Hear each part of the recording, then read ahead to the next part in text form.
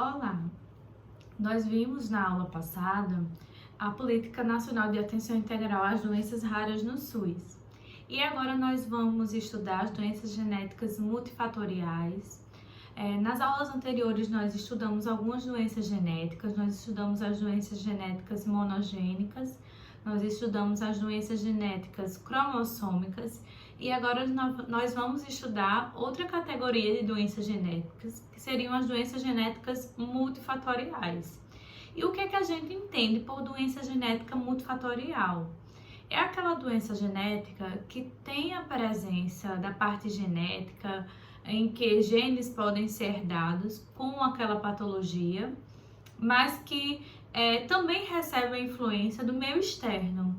Por exemplo, um indivíduo que tem uma alimentação inadequada, hábitos incorretos, bebida alcoólica, cigarro, que não pratica atividade física, ele está ali contribuindo para que, por exemplo, caso ele tenha herdado um determinado gene para aquela doença, não necessariamente se ele herdar o gene, aquele gene vai se expressar, vai manifestar aquela doença. Pode ser que você tenha esse gene, você herde, mas ele não se expresse, porque você vai ter hábitos saudáveis. Já se você tiver herdado aquele gene e você não tiver hábitos adequados, você fizer coisas que possam estar prejudicando a sua saúde, o que é que vai acontecer?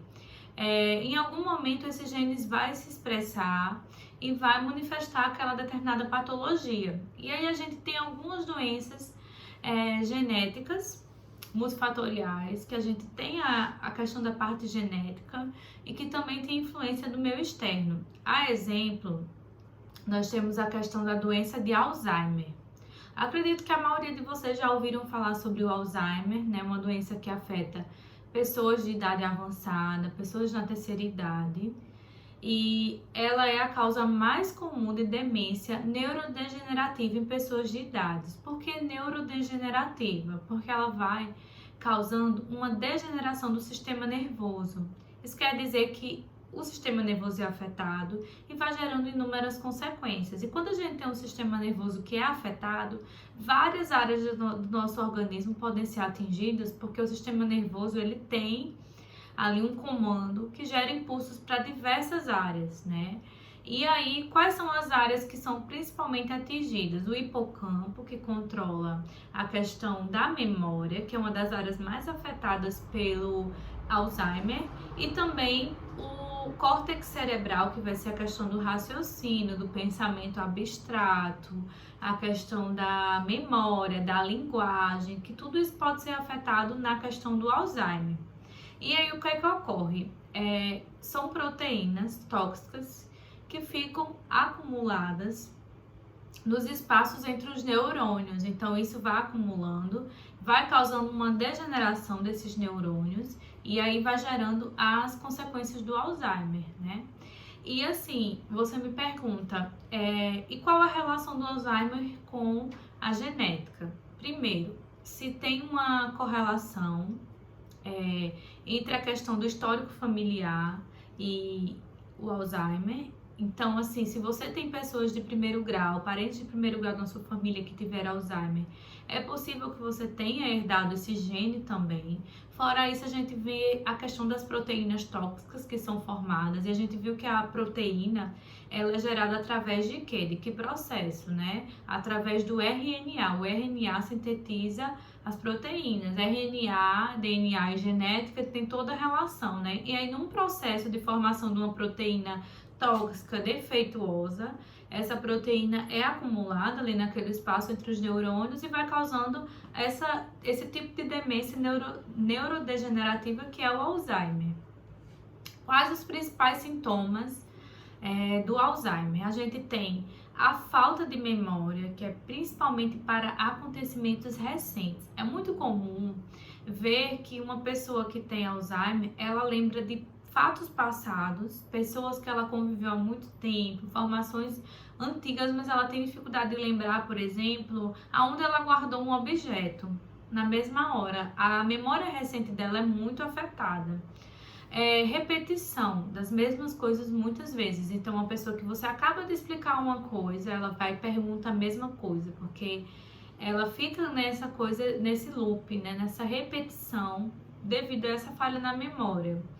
Ela tem dificuldade de acompanhar pensamentos complexos. Então, você está contando uma coisa muito complexa, dificilmente ela vai conseguir acompanhar o seu raciocínio, de lidar com os problemas. Então, vão ter dificuldades de lidar com inúmeros problemas. Por exemplo, tem uma situação, a pessoa com Alzheimer tem dificuldade de tentar solucionar aquele problema, de conseguir uma estratégia, dificuldade para dirigir, de encontrar caminhos. Acontece do paciente portador de Alzheimer ele ter dificuldade, por exemplo, ele está andando num determinado local e aí ele se perde naquele caminho, ele começa a se perder até dentro de casa. Quando já está um caso de um estágio avançado do Alzheimer, ele começa a se perder dentro da própria casa. Isso é bem comum. Dificuldades para expressar sentimentos, então vai ter mais essa dificuldade. Irritabilidade, agressividade pode estar gerando também. E tendências ao isolamento. É muito comum que o paciente com Alzheimer ele comece a se isolar, porque ele começa a esquecer das coisas, muitas vezes ao julgamento. Por exemplo, é comum, às vezes, um neto que fica julgando aquela avó porque acabou de dizer uma coisa e aí a avó esquece, e aí começa o julgamento, e aí ele vai se deprimindo, vai se isolando, então gera uma agressividade. É bem comum, um sintoma de Alzheimer.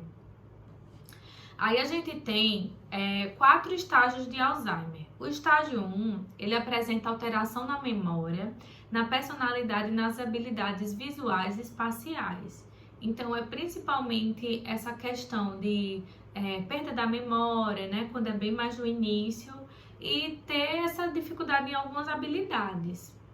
Por exemplo, questão de se situar no espaço, vai viajar, de se situar numa determinada cidade, ou de saber onde é que está indo, ele começa a se perder, isso é bem comum. O estágio 2, que já é a forma moderada, ele tem dificuldade para coordenar movimentos, para falar. Então, às vezes, é um paciente que tem dificuldade de andar, de locomoção, ele trinca as pernas no chão e ele fica com medo de andar, de cair. Começa a ter dificuldade na fala, também apresenta agitação e insônia. O estágio 3 já é a forma grave, ele tem resistência a algumas atividades do dia a dia, pode ter incontinência urinária, que é não controlar os esfíncteres urinários, então ele vai apresentar dificuldade aí de controlar, precisa estar usando uma fralda geriátrica, dificuldade para comer. Então, deficiência motora já progressiva. Então, um paciente que vai ter dificuldade em algumas atividades de vida diária, como comer, se alimentar.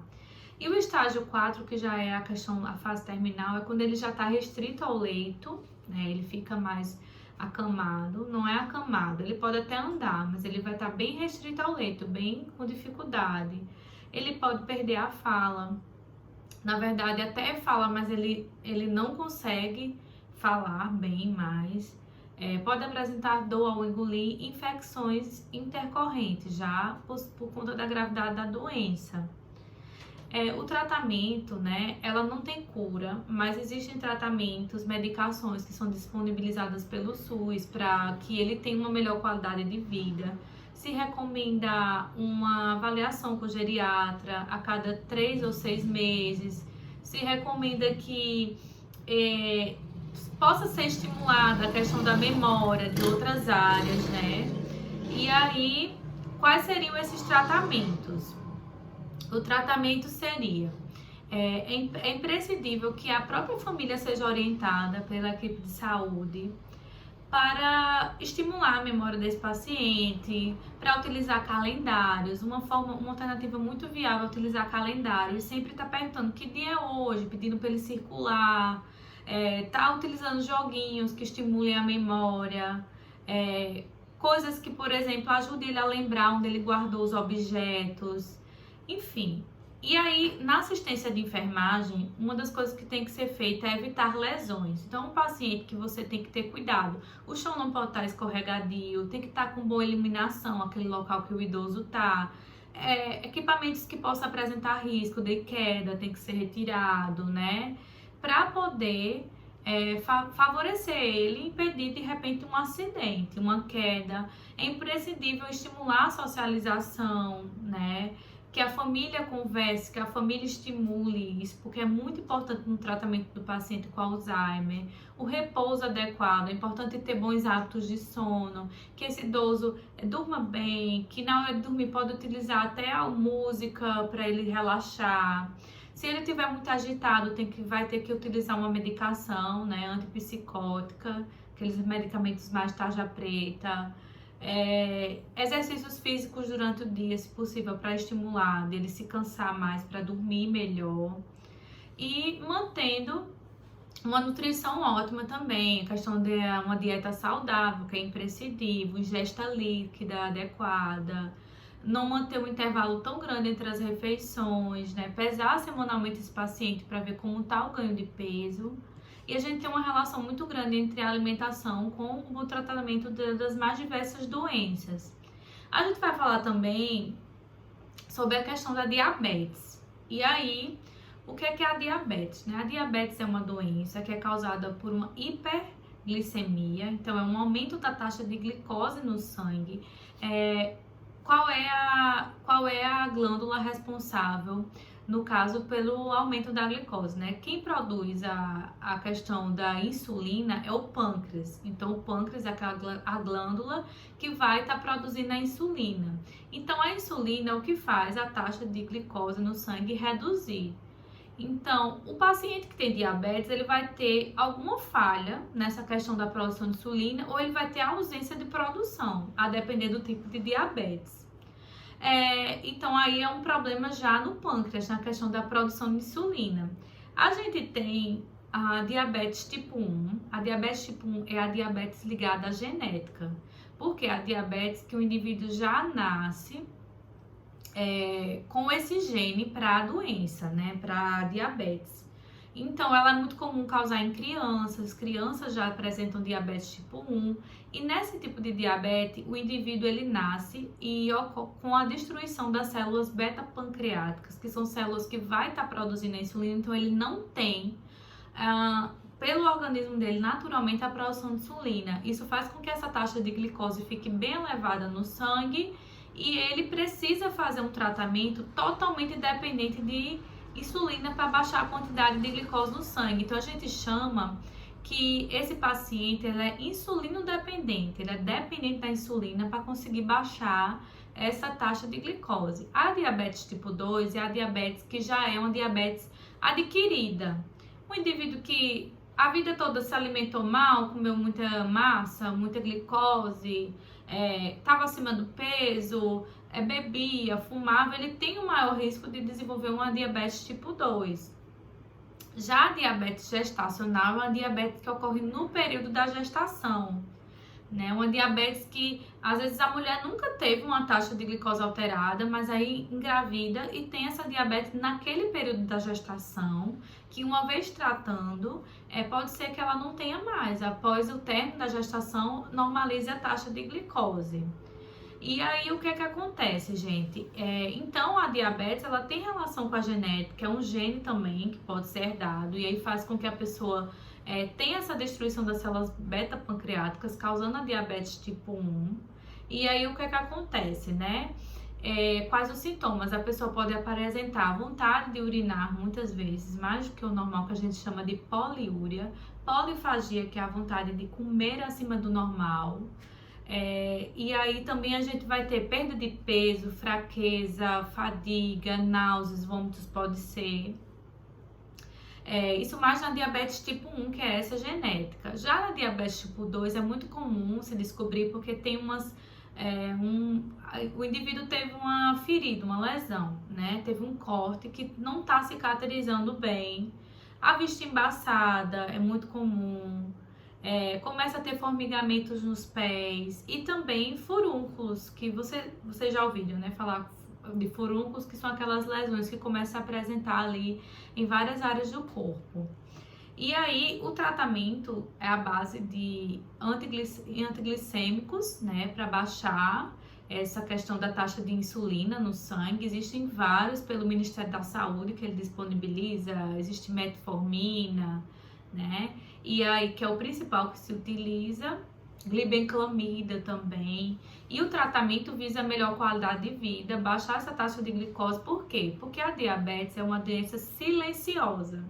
É uma doença que a pessoa que tem diabetes, muitas vezes, como ela não tá vendo sintomas frequentes, por exemplo, uma pessoa que tem hipertensão arterial, né, que tem a a pressão arterial alta, ela tem mais uma facilidade de detectar a doença, porque ela começa a ter dor de cabeça, ela começa a sentir vários sintomas, ela fica preocupada com aquilo, às vezes começa a sentir angina, aquela dor no peito. Já o portador de diabetes, ele não vê tantos sintomas, muitas vezes é silenciosa, mas é perigosa, porque pode gerar inúmeros problemas. Um pé diabético, que é uma lesão que ocorre no pé, do paciente que não controla essa diabetes, com o passar do tempo vai gerando essa lesão e pode gerar até amputação desse pé, né, pelo pé diabético, pode gerar infarto, pode gerar retinopatia diabética, que leva à cegueira, né? Então, o paciente que pode ter uma perda visual mesmo, pode atingir os rins, né? E assim, enfim, são inúmeras consequências que por isso que deve ser feito adequadamente o tratamento do portador de diabetes mellitus. E aí é uma doença extremamente relacionada com a genética. Qual a prevenção? Primeiro, né? Existe a possibilidade de mapear esse gene, para você detectar se você tem um risco para desenvolver essas doenças genéticas multifatoriais. Existe mapeamento de genes, que não é tão acessível, mas existe essa possibilidade. E uma vez que é mapeado esse gene, você identifica mais hábitos saudáveis. É importante que desde a infância, as mães, elas, por exemplo, no período de até 2 anos, é ideal fazer o uso do leite materno, e aí não começar a dar leites artificiais tão cedo, respeitar pelo menos o intervalo de 6 meses de aleitamento exclusivo, que é o que o Ministério da Saúde recomenda. Até 6 meses a criança deve consumir só leite materno, né? Não utilizar leites artificiais. Então, se for seguido essa recomendação, diminui muito o risco de essa criança também desenvolver diabetes. Açúcar só se recomenda à criança depois de 2 anos. Então, porque tudo isso aumenta o risco de diabetes. E aí, fazer atividade física, fazer o tratamento adequado, né, na hora certa. E, por exemplo, no caso da diabetes tipo 2, que é essa diabetes adquirida, nas unidades de saúde eles fazem, aliás, não só o diabetes tipo 2, o diabetes tipo 1 também. É feito o Hiperdia, é um programa do Ministério da Saúde que eles fazem esse acompanhamento, monitoramento, no caso, do portador de diabetes. Então, eles fazem aferição de glicemia semanalmente, e aí uma vez que detecta que tá dando alterada, se recomenda os hábitos saudáveis. Aí uma vez que fica aferindo, o médico pode tentar reajustar essa medicação, né? Nós na unidade de saúde, o enfermeiro, nós podemos prescrever esse medicamento, mas a primeira prescrição é do médico, as subsequentes são nossas. Tá? E aí, uma vez que tá dando um valor alterado, você recomenda que ele fique verificando semanalmente, e qualquer coisa vai ter que reajustar essa medicação. Então, na aula de hoje eu falei sobre o Alzheimer e falei sobre a diabetes. Na próxima aula a gente vai ver a questão do câncer. Então, para não ficar um vídeo tão longo e tão cansativo, eu vou deixar a questão do câncer para falar na próxima aula. Agradeço a participação de todos e estou com o fórum de dúvidas aberto caso alguém queira tirar alguma dúvida. Até mais!